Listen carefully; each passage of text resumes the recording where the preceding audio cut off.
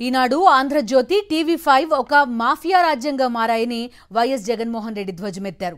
ఊరు పేరు లేని ఉర్సా సంస్థకు విశాఖలో భూములు కట్టబెట్టారని, రూపాయికి ఇడ్లీ వస్తుందో లేదో కానీ ఉర్సాకు భూములొచ్చాయని ఆగ్రహం వ్యక్తం చేశారు. బిడ్ లేకుండా 2,000 కోట్ల విలువైన భూమిని అప్పనంగా ఇచ్చేశారని మండిపడ్డారు.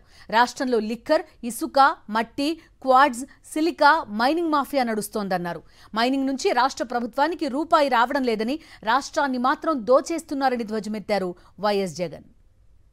మాఫియా రాజ్యం ఇది.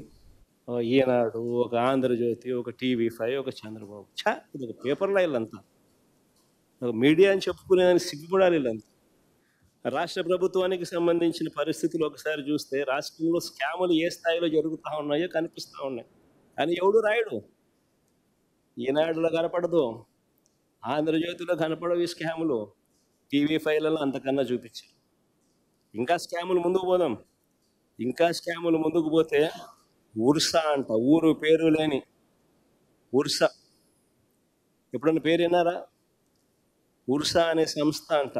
ఊరు పేరు లేని సంస్థకు విశాఖపట్నంలో రూపాయికి ఇడ్లీ వస్తుందో లేదో తెలియదు, కానీ రూపాయికి ఉర్సాకు 3,000 కోట్ల రూపాయలు భూములు ఇస్తున్నారు. దాని క్యాబినెట్ క్లియర్ చేసింది. ఈ మనిషి నారా లోకేష్కి స్నేహితుడు.